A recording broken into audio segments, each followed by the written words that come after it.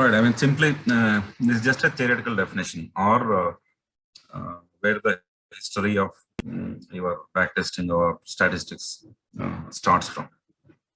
So this is a quote. Whenever you can, you count. It is done by Sir Francis Galton. He's an English guy from Victorian era. I don't think many of you would have heard about him, but he's one of the greatest scientists or mathematician or whatever you can call, or an inventor. And that's why I attached the word polymath. So he's at least expert in 6 to 8 subjects, ranging from statistics, your maps in the olden days, right? So that is invented by him. Things like that. There's quite a few of inventions. While you may not have heard about him, but you would have definitely heard about Charles Darwin, right? How many of you heard Charles Darwin? Yeah, of course. Right, so he's Charles Darwin's cousin.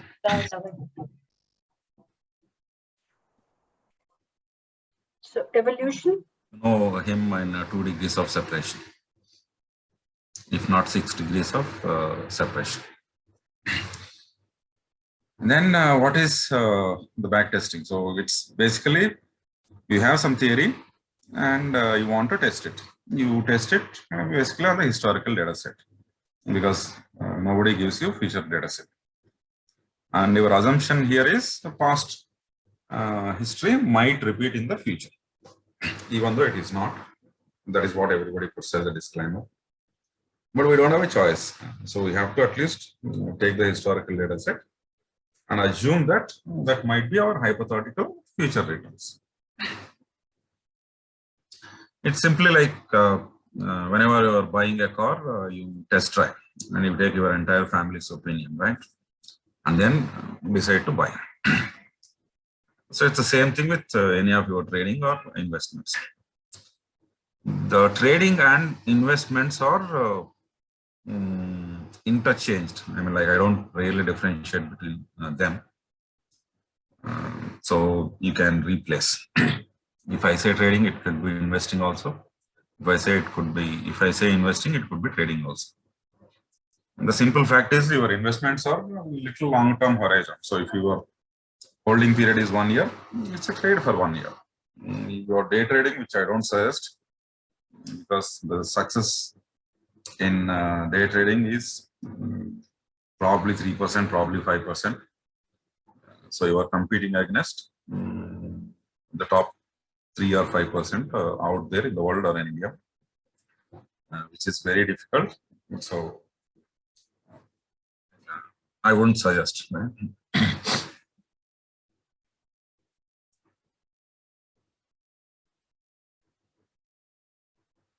Right. So now these are some of the historical data links that you should be aware of, if not already, because they're all free and they should be accurate data because they are the exchanges. All right. So the popular exchanges in India, both NSE and BSE.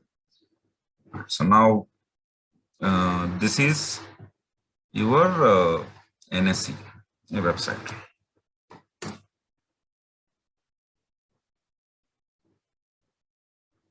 Right, you have home, you have whatever about, and market data. I'll just give you 2 minutes overview of how to navigate this website. So to do a snapshot of what's happening today, you just go here, indices. So it gives you a brief overview of, okay, Nifty is up 0.2%. Then there are various other indices, indexes or whatever, and they're up, down, things like that. So VIX is down 1%, small cap index, which is up 1%, things like that. And then if you hit any of this, you get what all the Nifty 50 components are doing, all the 50 stocks. Right? So you get a snapshot, like JSW is up 2.5%, Grasim is up whatever, 1% or something. And you also have this arrows. So the green arrow indicates it is trading at close to 52-week high. You can see like 1053 and 52-week high is 1053. If there is a red arrow, let's see if there are any red arrows. This one. This means it's trading at 52-week low, and he will give you some explanation. Right? Within 2% of 52-week low, or within close to 52-week low, that small down arrow we have seen in against one company. This one, right? Asia Motors. So this is close to 52-week low, whereas this is at 52-week low, something like that. And then for a historical data set, you have to go resources. In the resources, you have historical reports. I'm not interested in all the stocks or anything. So if I want to download just a Nifty index data, right? So I go here. How I came, resources, historical reports, and then this link. So I download what data I want. So I want Nifty data. Now Nifty data, I want it from so and so period. The problem is these guys only give you for 1 year. So if you want to analyze the data for more than 1 year, this is useless. And then they have another sister concern site called this one, Nifty Indices data.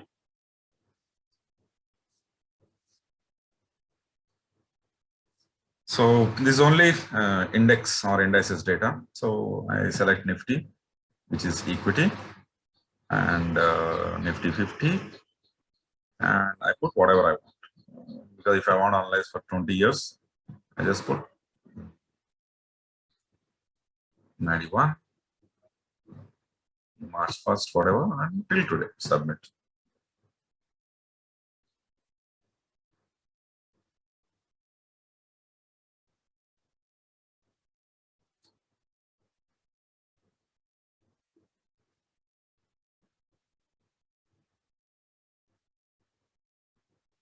Why is it taking so much time? Okay, so you basically get it, right?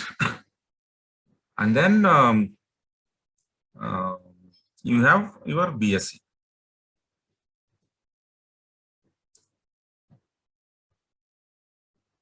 Okay, so this one came, right? So you can download as much data as you want, like 20 years, 30 years, or 10 years, or whatever. No, it just takes some, the site is slow. That's it. And here, BSE, come to market data products. Then you'll see a link called market data. I don't know why that is hidden in the first time. And then you have historical stock prices and historical indices. Where are historical indices? Yeah, here. So you want to download historical indices. These are BSE specific index, whereas in NSE there are NSE specific index. There will be slight difference. So just for an example, BSE Sensex, which is only constituted of by taking top 30 companies as per some criteria, is up 1.15%, whereas NSE is up 0.2%. So it's a small difference, but the difference is coming because Nifty has a different composition versus BSE has a different composition. Right. Now, if you are analyzing, I would always, I'm not saying always, there is a small difference between BSE and NSE indices. And I'm not a proponent of either BSE or NSE. My interest is not in analyzing those indices. My interest is whether I can make money or not. But I prefer BSE for the simple reason, you can select BSE Sensex and I can operate, I want daily data, right? So daily data and then plug in from where to where, or I want a monthly data, plug in. He himself calculates the monthly data and gives it. So My analysis for this particular session is going to be on monthly time frame. So this is easy. That's why we are going to BSC. I mean, that's why I prefer BSC Sensex index, right? I will just update these three links for your reference, just so that you can bookmark in this. All right, so now we know where to get the historical data set. And then we have two types of indices for anything. One is your normal index, the other one is total returns index. Just for an example, let's close BSC for the time being, sorry, NSC, because we are doing the analysis on BSC. So I want from January 2021 to date.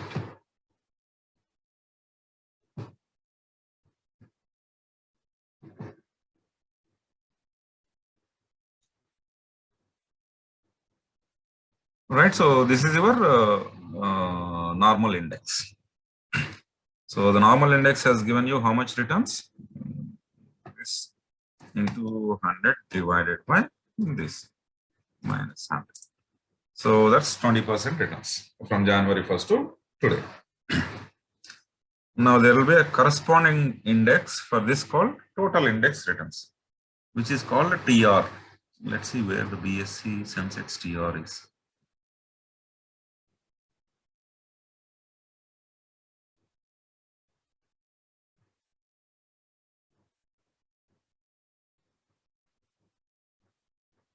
I was able to find and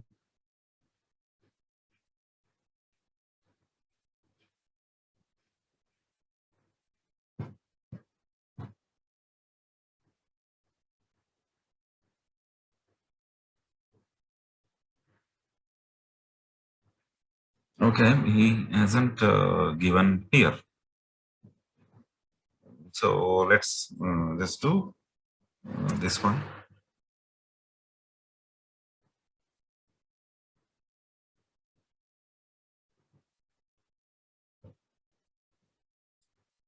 Okay, I won't do all the data. I'm just interested only in 1 year, right? So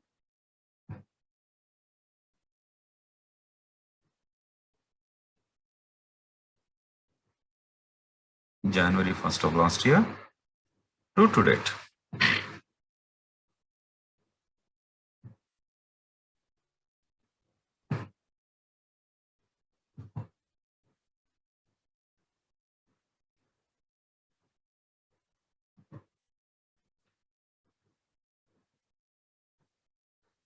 So this is your returns, which is 16,630 into 100 divided by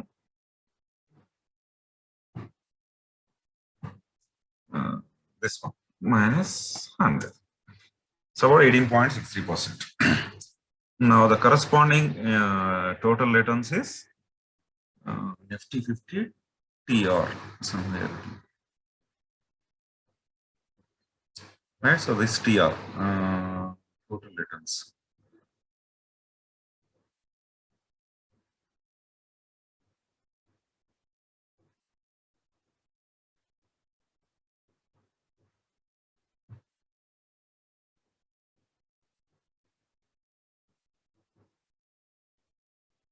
They are not here either, so I think that's why, I mean, like, you interchange between each of these links because nobody is perfect in the data that we want.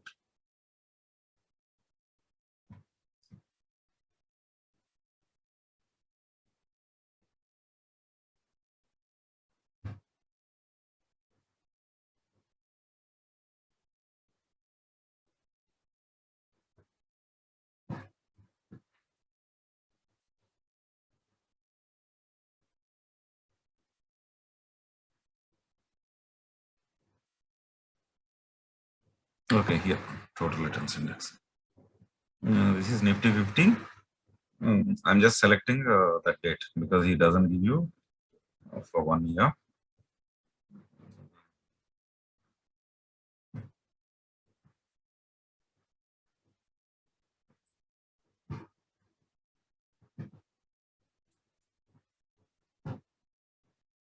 So it was on 1995 on that day, and today where it is?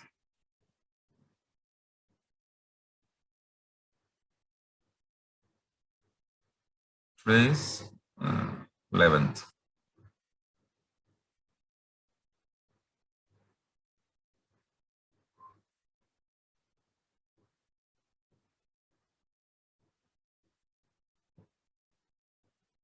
Today is at 23,917.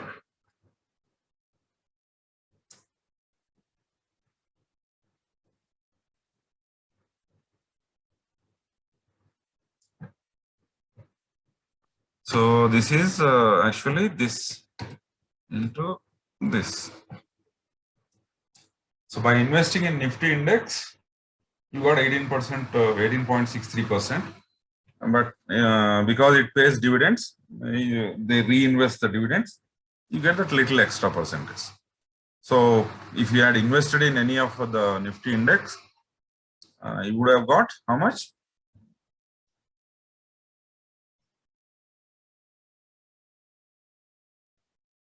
20%, roughly 20%. 20.28%. 27. If you have invested the dividends back into it, whenever the dividend comes to you, instead of you spending it, you again reinvest. So you get it. You get 20.28%.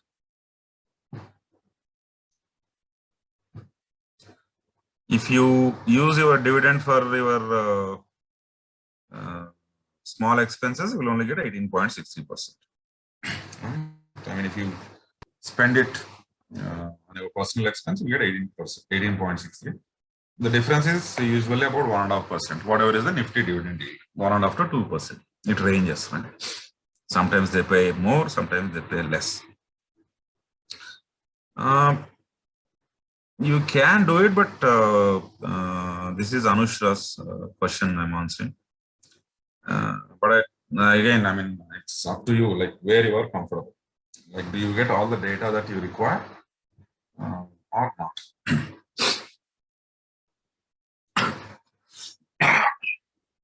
And sometimes what happens is with this Google Finance and Yahoo Finance, they abruptly stop because it may not make sense to continue that website further. Obviously, they are not doing charity. If they are not making the money, they might close down the site. Whereas NSE, there's no way that NSE can close because NSE is an exchange. It will be there. So that's the preference. But yeah, use whatever you are comfortable, provided you have the data. Right. So now there's no way we can we can invest in Nifty index. We have to find an underlying which mimics like Nifty index, or somebody invests on our before. Those are all called Nifty, I mean ETFs, exchange traded fund server. So the Nifty index, what is the ETF for that?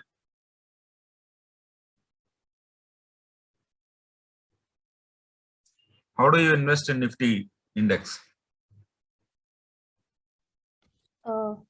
We can get buy Nifty Bs or invest by mutual fund ETFs. Yeah, so you can either invest in, you can buy Nifty Bs, you become an investor in Nifty index, or you can go and buy a Nifty mutual fund, any mutual fund where the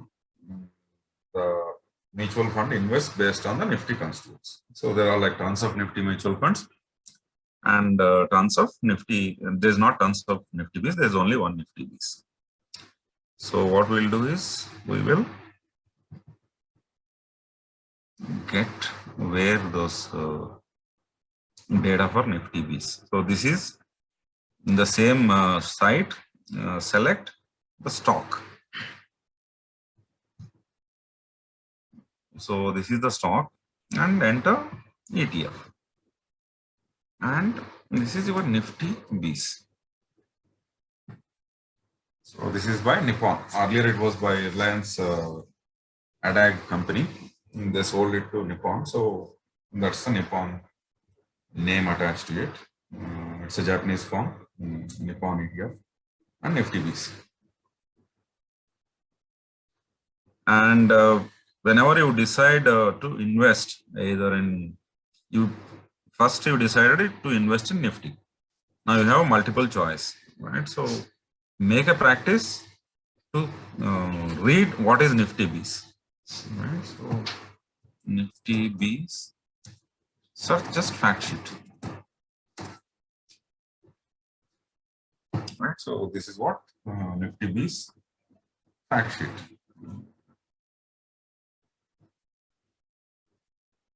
Fund performance, 1 year CAGR is some 16%, 3 years it has given 17% returns. Since inception it is given so and so. The current value of this fund is 179.91. What is growth plan?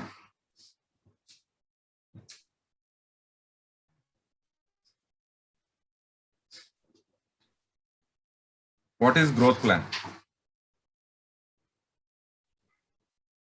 You will have for most of these mutual funds or ETFs, you will have two plans. One is growth plan or regular plan or something like that. So these growth plans are basically whenever you get the dividend, they invest. You don't need to tell them invest on my behalf. So they invest. They take the dividends. They invest it back on the same day. Whereas some other plans, they might give you that dividends and credit into your bank deposit. Right. So that's the small difference between your dividend reinvestment and normal regular plans. Right. So this is what you have. If you had invested 1,000 rupees or 10,000 rupees, this would have become so and so as of today, blah, blah. And then you also have these numbers. Okay, they don't have the numbers here. Yeah, but that's one thing. And then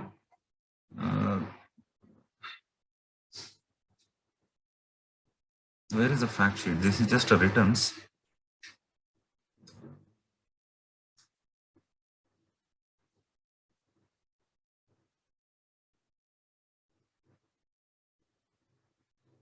Maybe product note.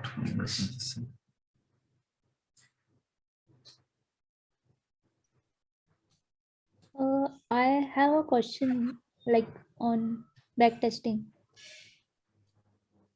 Yeah, sorry. Yeah, tell me. Okay, so last year Nifty has given very good results, so it will show very good in backtesting. But this year people are saying that either it will be a consolidation phase or it will be. We will come to that. How to analyze all that, we'll come to that. We are not interested what people says. Like we have to decide on our own. Okay. The whole aim. Like people will say Nifty is going to 5,000 or 10,000. It's very bearish. Or people, there are some optimistic people. They might say, okay, some new economic policy comes and Nifty can shoot up to 25,000. But we don't believe any of them. We form our own opinion, right? Yeah, right. So this is another detailed fact sheet. So where you would have given a lot of details.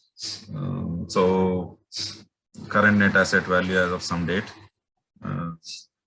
and then returns profile since launch date, whatever. And then what we have is, okay, this is how we invested your 100 rupees. So he has put 10%, 10 rupees in Reliance, 8.5 rupees in HDFC Bank. That is because the Nifty index was composed like that on that day. So if you give him 100 rupees, you have all these 50 companies he invested on behalf of you. So he invested. So yesterday, what was the top stock? in Nifty? Which is the top gainer in Nifty yesterday? Cipla, right? Somewhere we were saying like Cipla was up 8%, 5% or whatever. So you would have made, he has invested 60 paisa of your 100 rupees in Cipla. So you would have gained 5% on Cipla. That 60 paisa would have gained 5%. So basically you are investing in all the 50 companies. That's the point. So if you invest 100 rupees, you have 1 rupee invested in Tata Motors. So you get the benefit of Tata Motors by an extent of 1 rupee in your 100 rupees. And you also get like the whole 50 companies are invested, right? So this is the composition as on that date. This is your returns profile, and he will give you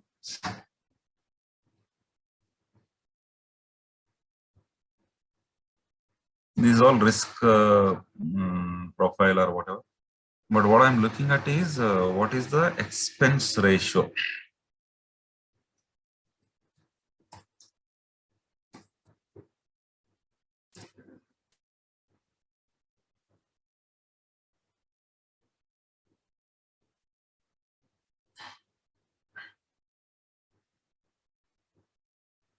This is what the expense ratio. Somewhere he should give the website, but I don't know. I'm not able to navigate. So if you spend some time, you will get to know where I use this value.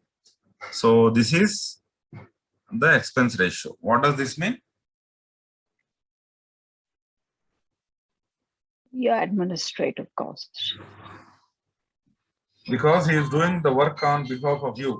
You have given him 100 rupees, so he is splitting that 100 rupees into 10 rupees into Reliance, 1 rupee into Cipla, 1 rupee into some other stock. So there is a work for him, and nobody does work free for you. So he has to charge you something. So this charge is this much. So what does it translate for 100 rupees? 5 rupees. 5 paisa, not 5 rupees, right? Yeah. 1% is 1 rupee, 0.05 is 5 paisa.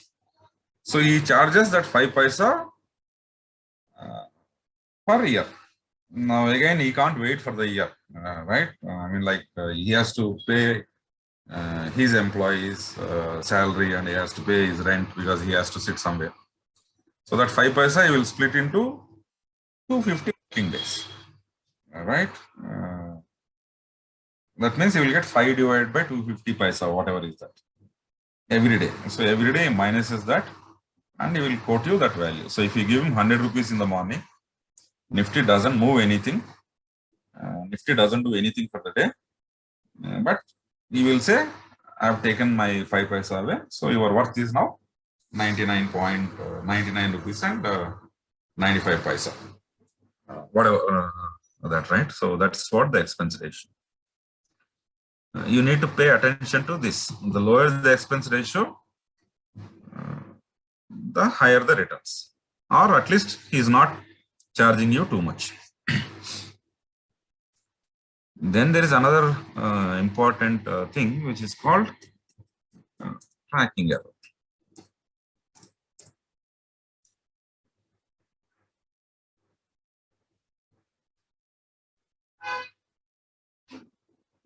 So this is 0.09% for the last 1 year. I mean, that number is again 2011. You have to find somewhere where ideally this guy should be giving in his website. I don't know. I'm not able to find that particular sheet. So I will send you that link if I find it. Otherwise, you spend like 5-10 minutes. You will get that. Right. So what does this mean? This is he is not able to exactly invest your 100 rupees in the same fashion like what he is telling you. He may differ. He may delay. Delay in the sense, if you give him the money at 3 o'clock, he might invest at 3:30. By the time the prices would have changed. Things like that, right? So he is not obviously able to replicate this one. He will go and do some errors because various reasons like that. You are given him the money in the morning, but it has reached his bank only in the afternoon. Then he decided to do that investment at 3:15 or 3 o'clock. But again, the Nifty, this price is at 330 price, right? So there will be some small differences like that. So you won't get this exactly. You will get something less or more, but you won't get more anytime. Definitely, because nobody will win you. So it will always be less, most of the times.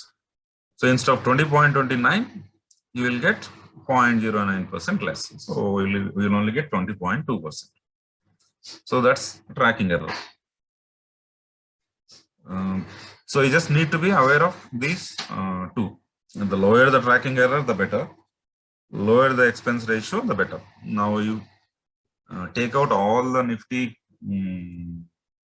mutual funds and write down what is the tracking error and what is the expense ratio. And you plus them, fund A, right? And fund B, fund C. Like everybody will have a Nifty product, ICICI Nifty mutual funds and HDFC mutual fund, Birla's mutual fund, or whatever. So Kotak mutual fund.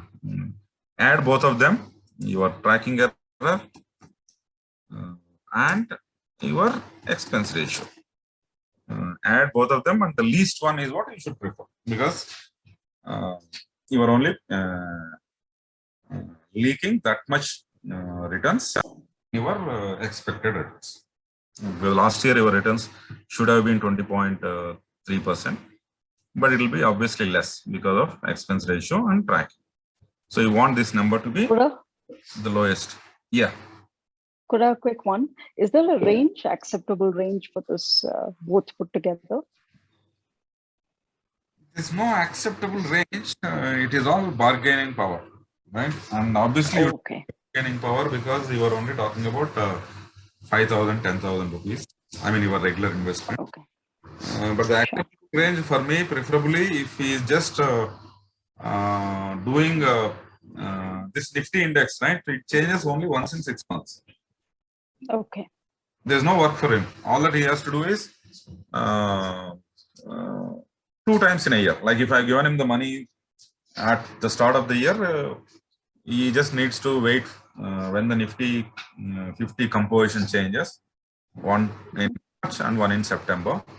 If there is a change, he needs to sell. Okay, Nifty changes is okay. Now S Bank is no more part of Nifty 50 index. We have included HDFC Life. All that he needs to do is sell the S Bank value. Like if you have given him 1,000 rupees, right? So S Bank would be worth maybe 5 rupees, 10 rupees. So sell all the 10 rupees worth of S Bank stocks and buy HDFC Life, whatever stocks you will get for 10 rupees. That's the only action he is going to do in March. And again, if there are some changes in September, he will again do that. So he is only doing 2 actions on behalf of you. And other actions would be, he will be daily reporting, and monthly he will be sending you balance statement, all things like that. That's extra work he do. Now the acceptable range for a fund like this, where the actions are only 2 in a year, my preference would be not less than 0.2%. Not okay, not more than. There are some funds where they need to do activity on monthly basis for some reason, right? Okay. More anything within 2% is acceptable. 0.2, okay. Not 2. 0.2. All right. Yeah, 0.2. Yeah, 2 is a little too much. Yeah. 2 means thanks. I know. 5 years, Thanks, 100 rupees is he has eaten 10 rupees. Yeah, I know. That's so it is effectively only 90 rupees is what he is giving back to you. Sure. At 0.2%, he has eaten 1 rupee. 1. Still 99 rupees, which is not bad. I mean, like you got it right now, right? Yeah, I did. Thanks, Kura. All right, so that's the basics, right? So now let's. So for this exercise, what we will do is we are calculating backtesting template. like a hypothetical backtesting template, by investing in Nifty ETF every month or whatever, right? That's our hypothetical assumption. So we will download the Nifty Beast data. That's because there's no way to invest in Nifty. So we have to invest in some underlying of Nifty, either mutual fund or ETF. So we have selected Nifty Beast.